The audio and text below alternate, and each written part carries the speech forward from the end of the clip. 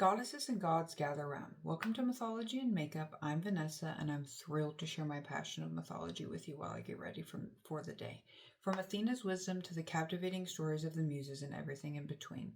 So grab your brushes and a mirror, and let's unleash the beauty and magic within. It's Saturday, everyone, so we all know what that means. Let's dive into some more Egyptian mythology. Last week, we got halfway through the story of the two brothers, so let's get back into it. Also, don't forget to hit that subscribe button down below. I love seeing the likes and the comments, so if you guys want to hit that subscribe button, that would be great. But let's get into it. So, many days had passed since Bata had told his wife his little secrets. So, one morning, as he does, gets up for the day, goes out into the wilderness and hunts. But this time, his wife decided that she was going to go on a walk. She wasn't going to stay in the house. She was just going to go on a walk. After she had been told not to do that. Like, literally, she was supposed to stay in the house. Okay? So, she got to, like, below where the tree was, and the sea spirit was there. And was, like mesmerized, if I can speak, Jesus, by all of her beauty. And it caused him to pursue her. When does that not happen, When does that not happen in mythology? Men see a woman and they're like, oh, I need her. I need her in my life right now. She took off running, made it back to the house, safe and sound, and the sea spirit asked the tree, because he stayed there, because he was like, oh, I'm not chasing her. Not chasing her anymore. So the sea spirit stays there, and he asks the tree, like, what can I do to have her? Like, I need her in my life. The tree heard him and gave the sea spirit a lock of the woman's hair. The sea spirit proceeds to take the lock of the hair to Egypt. And when he gets there, the sea spirit, I got concealer in my eyebrow.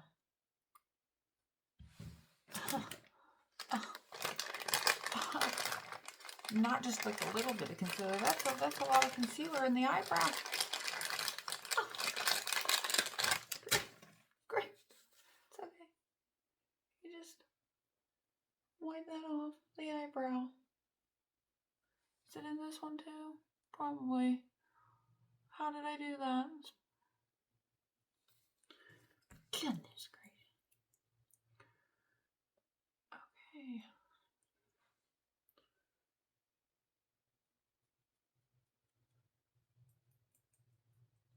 I feel like maybe I put too much concealer on. Oh, oopsie. Anyways, I mean, it won't look like that when I'm done. So when the sea spirit got to Egypt, the king's washers were out washing his royal garments, and the fragrance of the lock of hair was so sweet that it perfumed the linen. And the king smelt it, and he was like, where is this gorgeous, beautiful smell coming from? Like, I need to know, like, right now, where this is coming from. And literally nobody could answer. Like, they were like, I have no idea. It just randomly started smelling like that today while we were out there washing your dirty laundry. And he was like, well, you need to figure it out and get out of here. Go. go back and figure it out. So, they get back to work, they go. So apparently, the king has lots of dirty laundry. Apparently. And so they go back, and the chief, the one that's in charge of all of this cleaning, is so, distraught from, how the king spoke to him that he just went and stood by the seashore. He's just standing there on the shore. And across from him, he just sees this lock of hair dangling in a tree. And he starts to smell the scent. He's like, oh, that is where this smell is coming from. So he grabs the lock of hair and books it straight back to the king. He goes back to the king. And he's like, oh, my king, look what I found. This is where the smell is coming from. I have found it. I know. This is where it's coming from. Oh, what was in my eye? So, the king summoned before him all of his scribes, and they spoke, saying that this lock of hair was from a divine daughter of Ra, and it was gifted from a distant land. They commanded now that the messengers be sent out to seek her. He said, let many men go with one who has sent it to the valley, so that they may bring back this woman to you, my king. The king answered and said, wise are your words. You are very pleasant to me. So the messenger set out to the distant land, but those who journeyed to the valley of the flowering tree did not return, because Bata killed them. And the king did not know this. He was just like, where did my people? I haven't heard anything. Nobody sent a letter. Nobody's come back. So what's going on? So he was like, I'm just going to send some more people out. So this time, he sent a bunch of messengers, a bunch of soldiers, and a lady to bring back the lady of who this hair belonged to. He's like, yeah, that'll work. I'm going to send a girl. A girl can talk to a girl and get her to come back. So they set off, and the lady that the king sent came bearing gifts, like ornaments and stuff.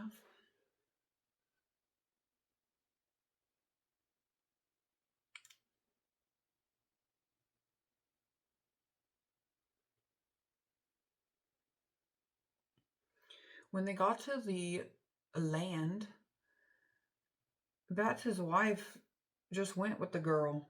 Was like, oh yeah, I'll come with you. No problem. I'll come with you. So they made their journey back. They didn't say, Bata was probably out working, getting food and sustenance for them. And she was just like, bye-bye, my husband. I'm going to go with these random strangers. Goodbye. So when they returned to the king, the city rejoiced. They were like, oh, yay, yay, yay. Yay, we're so happy that this random woman is now here that the king is in love with because he smelt her hair.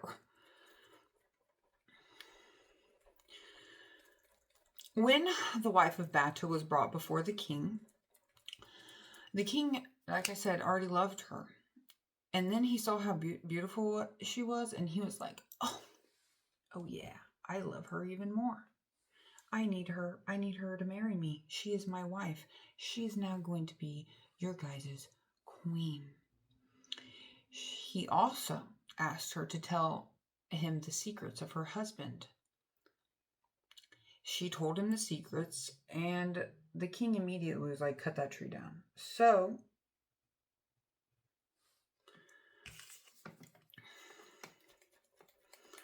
they went and they chopped that tree down, splintered it into pieces. They severed it from the highest blossom, which is where Batch's soul was concealed, in the petals. The little petals were scattered, and Bata dropped dead. At that same moment, he just dropped dead. Because his soul was in there, and you can't live without a soul.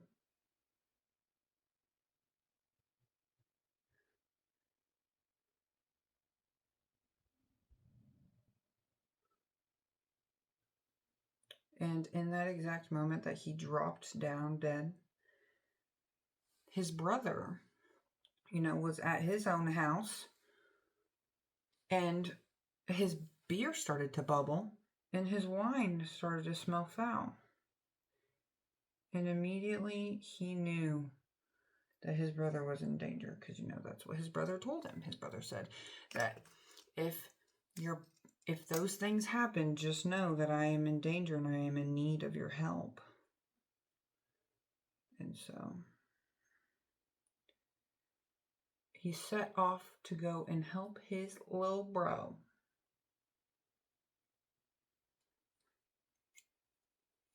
When his brother finally reached Bata's house, he saw him lying dead upon the mat, and he just began to cry.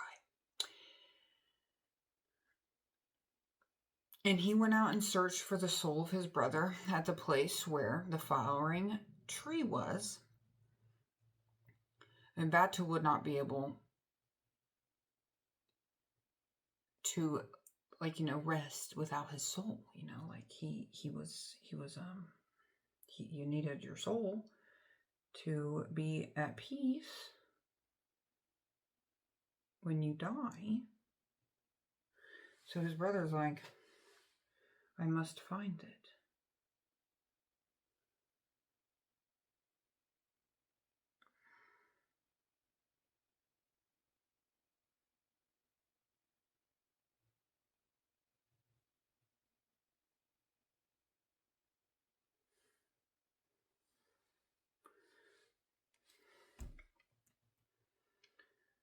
For 3 years, his brother continued to search to find his soul. But when the 4th year came, his heart yearned greatly to return to the land of Egypt at length. He said, I shall depart at dawn tomorrow. When the new day came, he looked over at the ground one more time at the place where his brother lay. But his soul was never found. He hadn't found a soul yet. So he continued his quest, and he found a seed. And a seed of the tree, he found it. I don't know why it took him 3 years to find a fucking seed. But he finally found a seed of the tree. If I was his brother, when I wake up, I'd be like, it took you fucking 3 goddamn years to find this seed? Thanks, dude.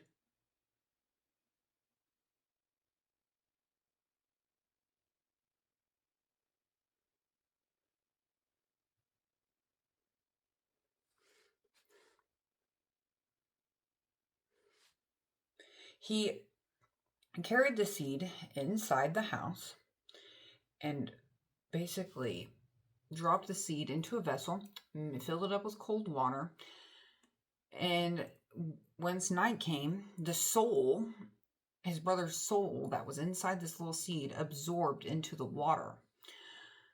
He put the cup up to his brother's limp corpse, which... So I'm assuming, since he wasn't dead, it wasn't smelling, because dead things don't smell very great. So I'm assuming that since the soul, he wasn't really actually dead. He was just lying there. Anyways, as soon as the liquid was put to Bata's lips, his limbs began to move, and he began to wake up.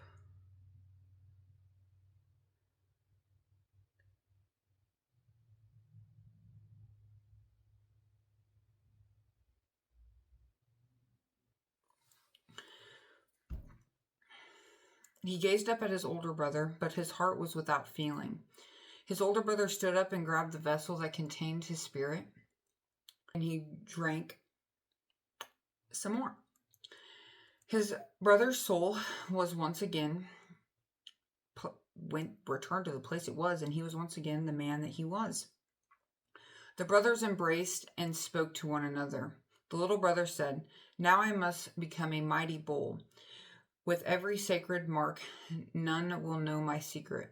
Ride upon my back, and when the day breaks, I shall be at a new place where my wife is. And when I see her, I must speak to her. Lead me before the king, and I should find favor in his eyes, and the people will wander.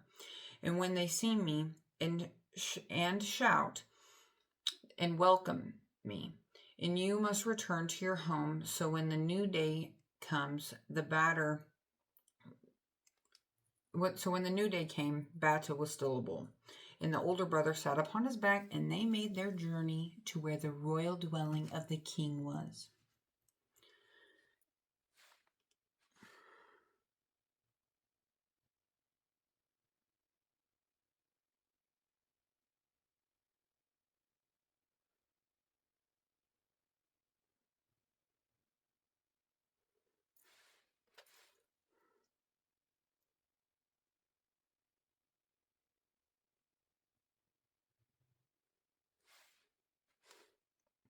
I was glad to see them, and this was indeed a miracle. He said, "There is so much rejoicing that needs to be done." Silver and gold were given to the older brother, and he made his way back to his house and waited there. Bata revealed his true identity to his wife while she was in the holy place. She became terrified. She was like, what the, like, I thought you were dead. Well, what are you doing here? Hi, husband. Let me explain myself. No, she really wasn't like that.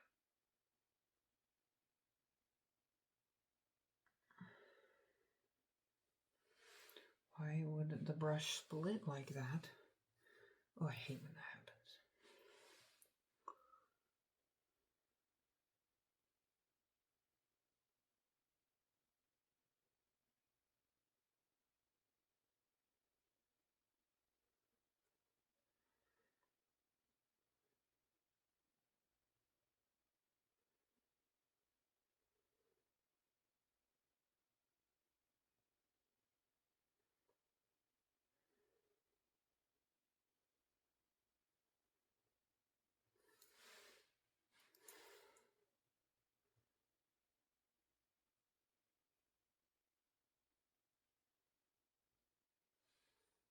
Okay, I'm gonna do my other eye real fast and I'll be right back. Alright, I'm back. So, when he reveals himself to his wife, she just instantly is like, what the fuck? I need to have revenge. So, she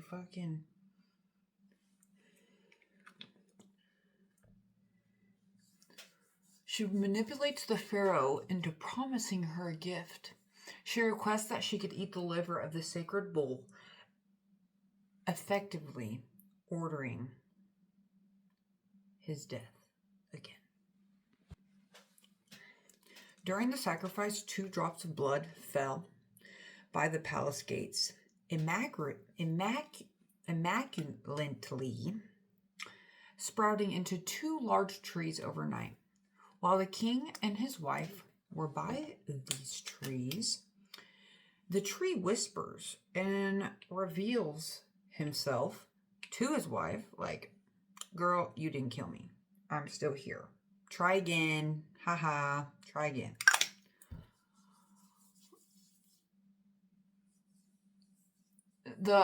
So instantly, she turns and asks the king to cut down the trees. And she wanted the trees to be made into 2 fair seats. And she insisted that she stood there and watched them make these seats. So, while they're chopping up these seeds, getting them all, chopped up, and nicely carved into some beautiful seats, a little piece of wood flies in the air and goes into her mouth. She's like, but she swallowed it. And many days after she swallowed that, a king was born. Well, not a king. Her son was born. And she brought the baby before the king.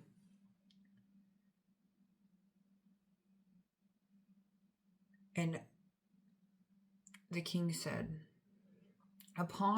unto the son is given me a baby. So the nurse and the servants were appointed to watch over the baby, and there was great rejoicing throughout the kingdom. When time came to name the baby, the king made merry, and from that he named the child Prince of Ethiopia. Many days went on, and then the king chose his son to be the heir of the throne. I mean, makes sense. It's your baby. Why would you not? Why would he not be the heir to the throne?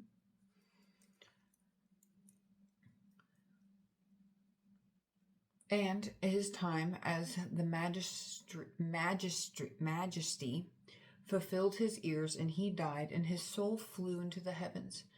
And the new king began to rule. But little did they know that this little baby that the queen had was not just any child. This was Bata.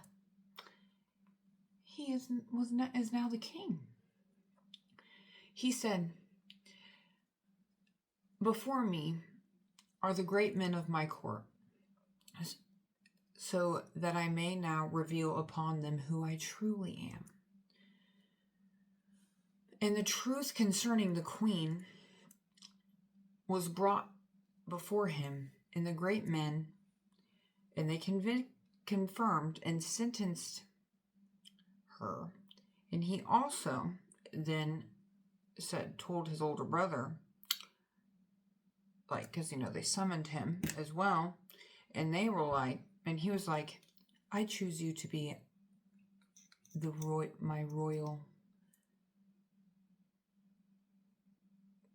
royal men.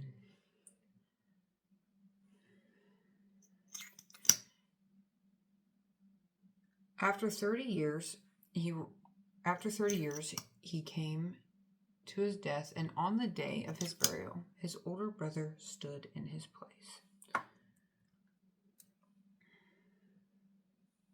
Titus.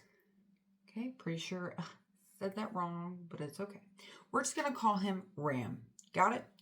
So there was once a ruler named Ram. He built the western temple of Ptah. He also had 2 statues built, one for summer that faced the north and was worshipped.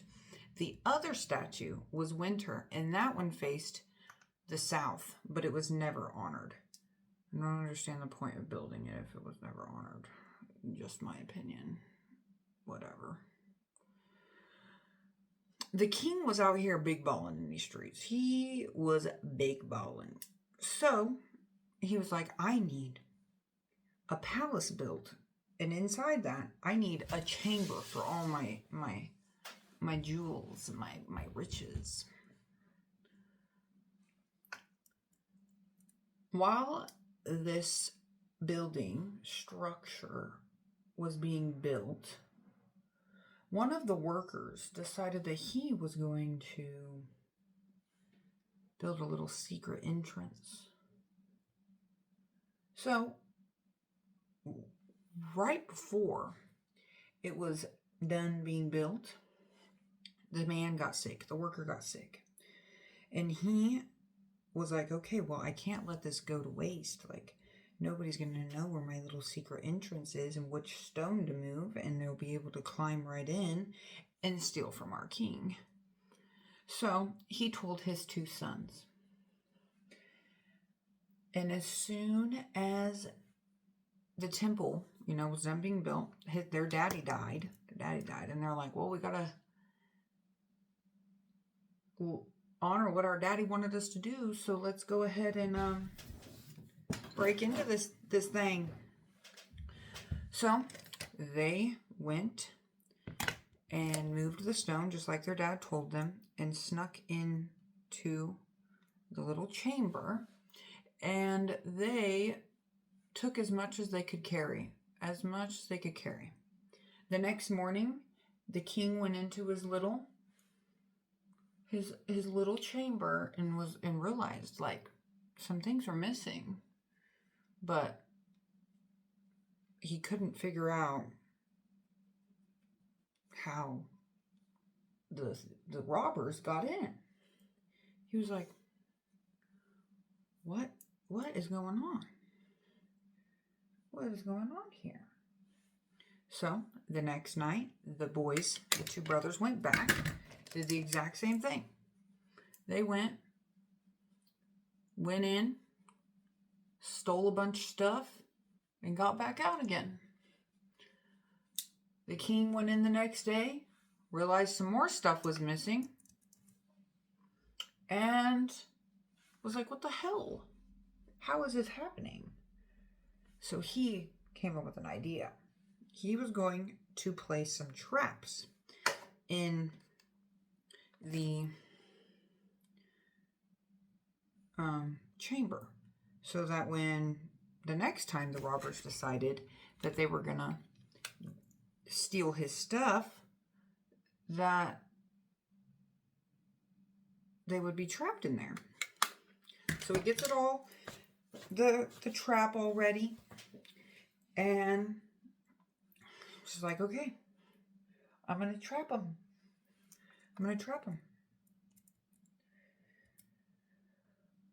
Soon after, the brothers returned to the chamber after, the traps were put in. The first brother, he climbed in all, like normal.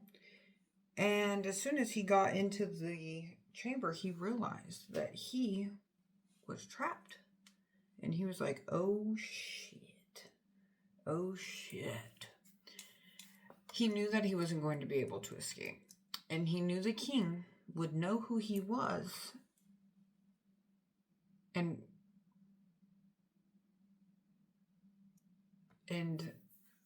if he knew who he was, then that meant that he knew who his brother was. So he was like, looks up at his brother, because his brother was still, hadn't gotten into the chamber yet. And he was like, I need you. He's like, I'm not going to be able to get out of here. Like, they're going to, like, if you come in here, we're both going to be trapped. We're both going to die. So what I need you to do, is cut my head off. I know it's a little extreme, but that's what he told him. He's like, I need you to cut my head off so they can't recognize me. And so you won't die either. And the other brother was like, but I don't want to kill you. And he's like, well, dude, do you want to die? Like, do you want both of us to die? So, reluctantly, the other brother cut off his head, took his head back with him, and went home. The next day, the king goes in, and he is like, what the hell? There's just a dead body hanging there in the trap with no head.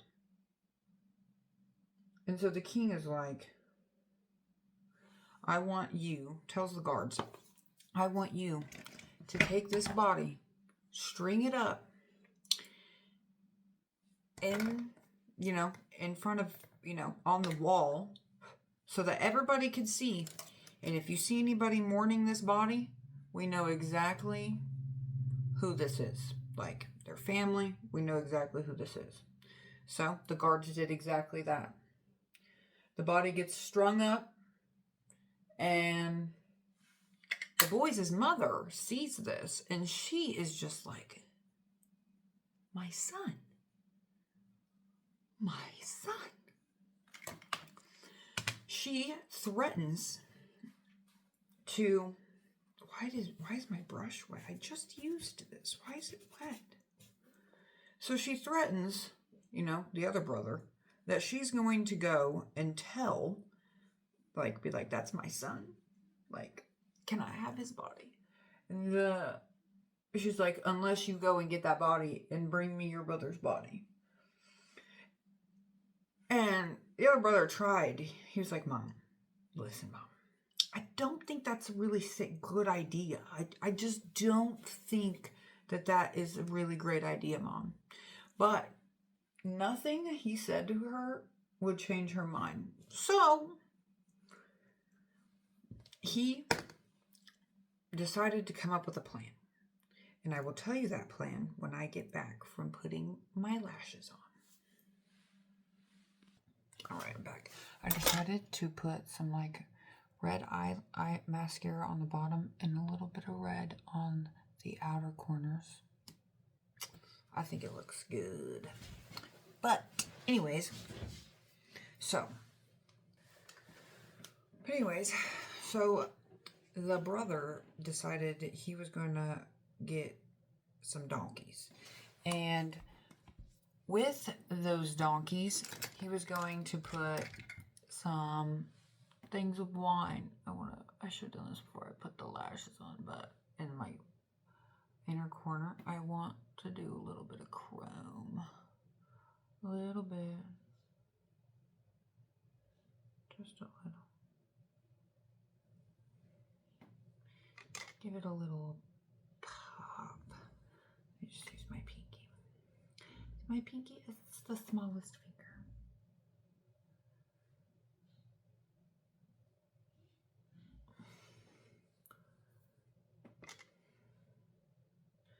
So he was gonna put the wine on the donkeys and head up to the wall where his brother's body was being held. So he gets there and he makes some of the wine fall off of these donkeys. And the guards run up and like start helping him, but they also like take some for themselves. And he was like, acted all mad at them at first, like, what the fuck? What do you think you're doing? Like, just like yelling at him. And then the guards seemed to like him. And they're like, let me help you. So they helped him pick up all the stuff that had fallen. And when they were done picking everything up, the brother was like, hey, do you want to like have a couple drinks? Like, you can have some of this wine. Like, do you want a couple drinks? And so the guards were like, hell yeah, dude. Hell yeah. I'll drink some wine. So they drank almost all of that wine and got wasted. So as the guards, are passed out drunk on the ground, the brother goes and gets his brother's corpse, puts it on the back of the donkey, and before he leaves, he decides that he is going to shave the right side of the guard's head, which maybe for jokes, like, because this guy's, a jokester. So he goes and does that. He gets home. His mom's happy. Super happy. And the next day, the king is like, what the hell, man? What the hell? So he comes up with another idea. He is going to send his daughter out into the city, village, whatever you want to call it. We'll call it a city. And her job is to find this other robber. So she goes and like chats it up with some people, just chatting it up with all these different dudes. Eventually, she finds that brother. And he is like, ooh, what a cutie. You are a cutie. So they start chatting it up, and he realizes that he wants to marry her. And she tells him, like, in order to have my hand in marriage, You need to tell me the most awful thing that you've done and the most artful thing that you've done. And so he goes, well, the most awful thing that I've done is cut my brother's head off when he was trapped in the king's chambers. And the most artful thing that I have done is stole his body back and got the guards drunk and shaved half their side of their face. The girl goes to grab him, like, oh, gotcha. Like, my mission has been complete and what my dad has sent me out here to do. And I don't know why. I don't know why. When I read this part, I was like, he had his brother's arm under his robes.